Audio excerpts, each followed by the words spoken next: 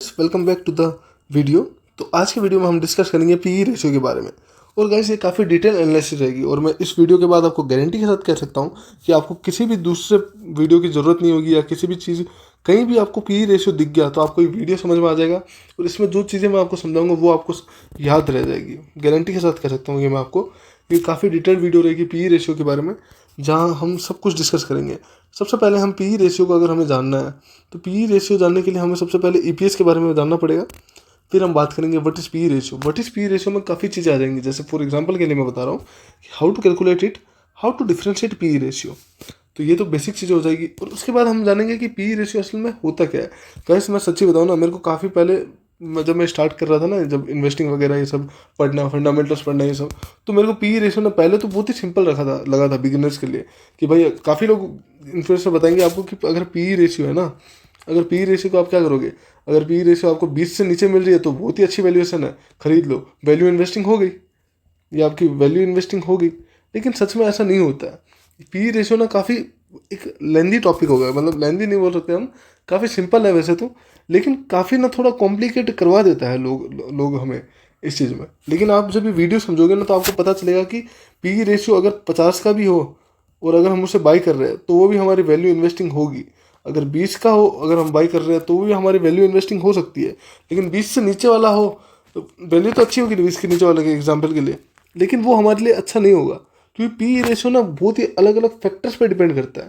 P ratio depend करता है company की ग्रोथ पे, कंपनी के अर्निंग्स पे, कंपनी के मतलब जो सेक्टर है, सेक्टर मतलब कैसा परफॉर्म करेगा, उसकी ग्रोथ कैसे रहेगी, उसके ऊपर पी रेशियो दिया जाता है। ये बस टॉप लाइन वाली चीज़ें मैं आपको समझा रहा हूँ। अब आगे हम डिटेल में डिस्कस करेंगे, उसके लिए सबसे पहले हम समझेंगे ईपीएस के बारे में। तो वीडियो को स्टार्ट करते हैं यहाँ से। अगर गैस हम ईपीएस के बारे में बात करेंगे ना, तो EPS stand for earning per share. अब गैस मैं इसको डेफिनेशन वे में नहीं बताना चाहता, मैं आपको बस इस चीज़ को समझाना चाहता हूँ अच्छे से, ताकि आपको ये चीज़ अच्छे से समझ में आ जाए। जैसे अर्निंग फॉर शेयर हो गया कि अर्निंग पर शेयर, मतलब मान लो कि एक कंपनी है, आईटीसी करके कंपनी है, उसके मान लो 1000 शेयर्स है, लिस्टेड है, मतलब 1000 शेयर्स है जो ट्रेड कर रहे हैं मार्केट में, ठीक है। अब इस 1000 शेयर्स में एक शेयर है।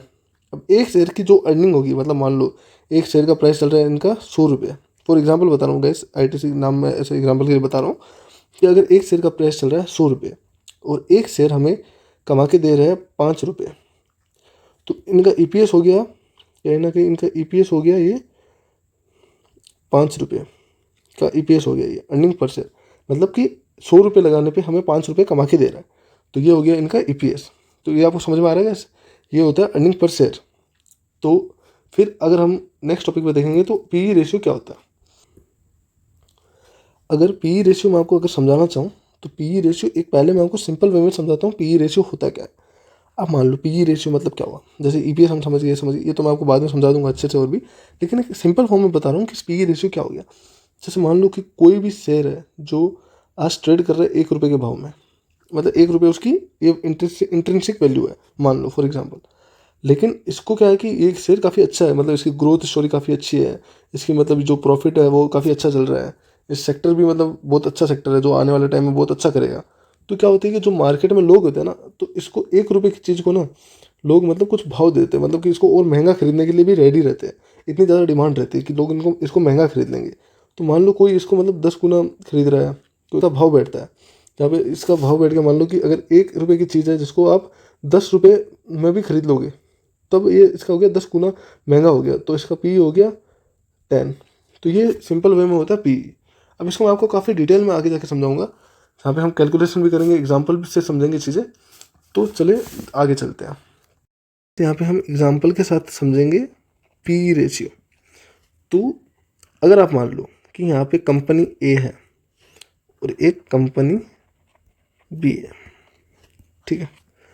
तो इस कंपनी ए का शेयर प्राइस और profit for EPS earning per share, इसका शेयर प्राइस चल रहा है 1000, इसका प्रॉफिट है 100, इसका शेयर प्राइस चल रहा है, इसका भी शेयर प्राइस चल रहा है मान लो आप 2000 और इसका प्रॉफिट है 100। तो अब हमें पी रेशियो निकालना आता है, तो हम यहाँ पे देखेंगे पी रेशियो हो गया share price divided by profit. तो इसका शेयर प्राइस चल रहा है 1000 रुपये डिवाइड पे, सॉरी गैस, तो मान लो ये शेयर प्राइस चल रहा है 1000 डिवाइडेड बाई 100, तो इसका पी आ रहा है कहीं ना कहीं 10।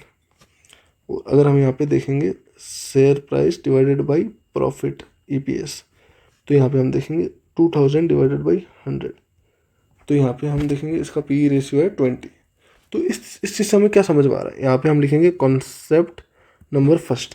तो इस कॉन्सेप्ट से हमें समझ में आ रहा है कि कंपनी ए है जिसका शेयर प्राइस तो 1000 रुपये है, मतलब हम 1000 रुपये में एक शेयर खरीदेंगे तो हमें प्रॉफिट होगा 100 रुपये का, जिसकी पी होगी 10, ठीक है।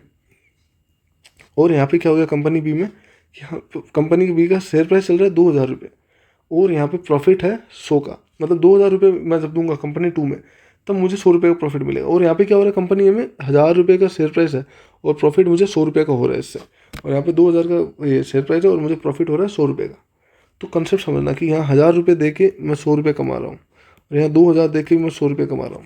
तो वैल्यू कहाँ पे मिल रही है मेरे को, कंपनी ए में मिल रही है, ठीक है गैस। तो ये होता है एक सिंपल कॉन्सेप्ट। अभी इसी कॉन्सेप्ट पे हम थोड़ा सा और डिटेल में बात करेंगे, फिर उसके बाद हम चीज़ें और डिटेल में अच्छे से समझेंगे, एनालाइज करेंगे। अब यहाँ पे हम समझेंगे एक कॉन्सेप्ट जिसे बोलेंगे हम ईपीएस एक्सपेंशन। अब यहाँ पे हम समझेंगे ईपीएस एक्सपेंशन क्या होता है और पीई का कॉन्ट्रैक्शन क्या होता है, दोनों का क्या रिलेशन है। इस दोनों रिलेशन को हम मतलब अच्छे से समझेंगे और पता लगाएंगे। जैसे यहाँ पे देखना आप, होता क्या है कि मान लो एक कंपनी है, मान लो किसी कंपनी का हम कुछ देख रहे हैं, ईपीएस वगैरह पीई वगैरह देख रहे हैं, तो हम क्या करते हैं कि इनमें थोड़ा एनालाइज करेंगे कि काफ़ी टाइम टू टाइम के लिए। तो फॉर एग्जांपल मैं यहाँ पे लेता हूँ कि एक स्टॉक है जिसका वैल्यू मार्केट में ट्रेड हो रहा है 100 रुपये के भाव में, ठीक है। तो एक स्टॉक है, शेयर प्राइस है उसका 100 रुपये है। अब उसका ईपीएस है मान लो आप पहले साल का, एग्जांपल के लिए बता रहा हूँ, फर्स्ट ईयर इसका ईपीएस मान लो आप 5 है, 5 चल रहा है। सेकेंड ईयर इसका ईपीएस हो रहा है, इसी कंपनी का ईपीएस हो गया 10, मतलब प्रॉफिट बढ़ रहा है, ईपीएस मतलब बढ़ रहा है, ठीक है। और थर्ड ईयर इसका ईपीएस हो गया कहीं ना कहीं 20। तो इस चीज़ से आपको क्या समझ में आ रहा है, क्या हो रहा है, ये मतलब बढ़ रहा है ना, इसका ईपीएस बढ़ रहा है, तो कहीं ना कहीं इसका पीई आप निकालते हो। अब इसका पीई देखो आप, 100 हो गया ये इसका share price divided by EPS 5, P हो गया 100 डिवाइडेड बाई 10, पी हो गया 100 डिवाइडेड बाई 20। तो इसका पी हो गया 20, इसका हो गया 10, इसका हो गया 5। तो ये हो गया इसका पी, ये हो गया इसका ईपीएस। तो आप कहीं ना कहीं आप देखोगे ना, तो इसका ईपीए क्या हो रहा है, ईपीए तो एक्सपेंड हो रहा है, इसका ईपीए एक्सपेंशन हो रहा है, ईपीएस तो इसका बढ़ रहा है। और जब ईपीएस बढ़ता है ना किसी कंपनी का, तो वहाँ पे क्या होता है, पीई कॉन्ट्रैक्ट करता है, पीई धीरे धीरे कम हो जाती है, उस कंपनी का पीई धीरे धीरे कम हो जाती है। तो यहाँ पे हमें क्या कंसेप्ट समझ में आ रहा है कि अगर हम इस भाव में इसको लेते हैं, मतलब मान लो यहाँ पे कोई कंपनी है जो पीई 20 में ट्रेड कर रहा है, पीई 20 चल रहा है, उसका वैल्यूएशन चल रही है, ठीक है। अगर हम इस कंपनी को यहाँ पे 20 में लेते हैं और उसका क्या हमें पता चल रहा है कि ईपीएस है, जो उसका ग्रोथ स्टोरी है, ईपीएस को आप मान सकते हो ग्रोथ स्टोरी, ठीक है ना, ग्रोथ स्टोरी। इसलिए ईपीएस है ना, ईपीएस और पीई का अच्छा रिलेशन है, क्योंकि ईपीएस का मतलब हो गया ग्रोथ स्टोरी, प्रॉफिट कैसे आ रहा है कंपनी में, कैसे आगे ईपीएस क्या दिखेगा आगे। आप किसी भी चीज़ का देखते हो स्टॉक मार्केट में, तो आप देखो कि इसका भाव हमें आगे जाके क्या दिखेगा, इसका भाव हमें आगे क्या मिलेगा। तो फॉर एग्जांपल मान लो कि मैं यहाँ पे इन्वेस्ट कर रहा हूँ, लेकिन कहीं ना कहीं मेरा ना मतलब एक्सपीरियंस अच्छा है, ये एक्सपीरियंस अच्छा होगा, ये होगा, मान लो मेरे को लग रहा है कि ये इसका ईपीएस है ना आगे जाके 10 का हो जाएगा। तो यहाँ पे मैं क्या समझ रहा हूँ, ईपीएस 10 का हो जाएगा मतलब क्या, प्रॉफिट इसकी अच्छी खासी बढ़ जाएगी, डबल हो जाएगी अगले साल ही, ऐसे मैं सोच रहा हूँ, फॉर एग्जांपल बता रहा हूँ।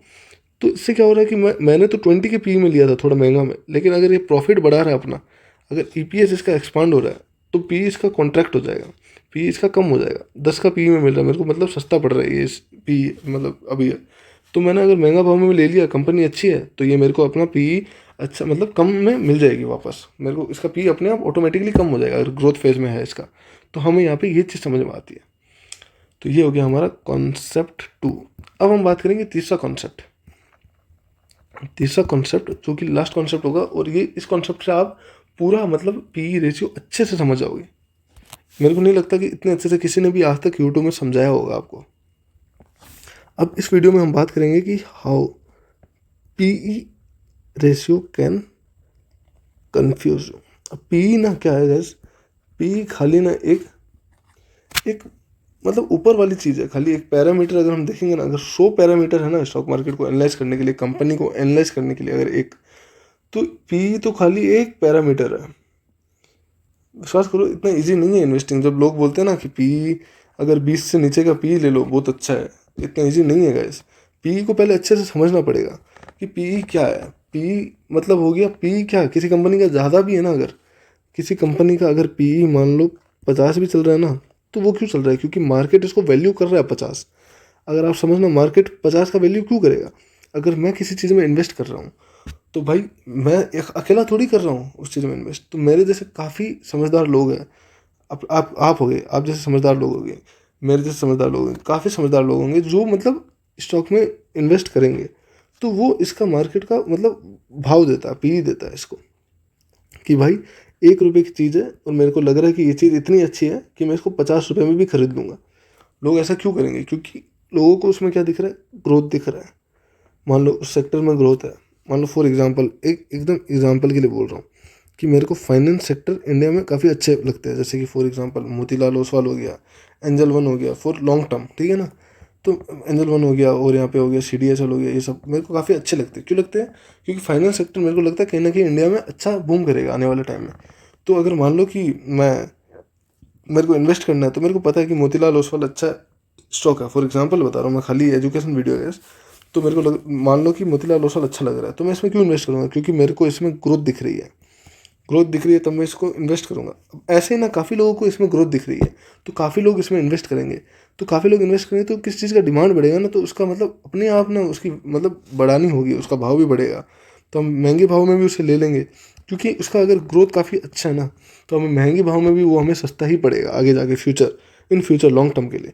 हो सकता है कल इसका पी महंगा हो, परसों इसका पी महंगा हो, 2 महीने बाद महंगा हो, लेकिन इन फ्यूचर अगर इसका ग्रोथ दिखा रहा है, year on year, quarter on quarter इसका ग्रोथ दिखा रहा है, तो ये आगे जाके पी इसका कॉन्ट्रैक्ट होगा, EPS इसका बढ़ेगा।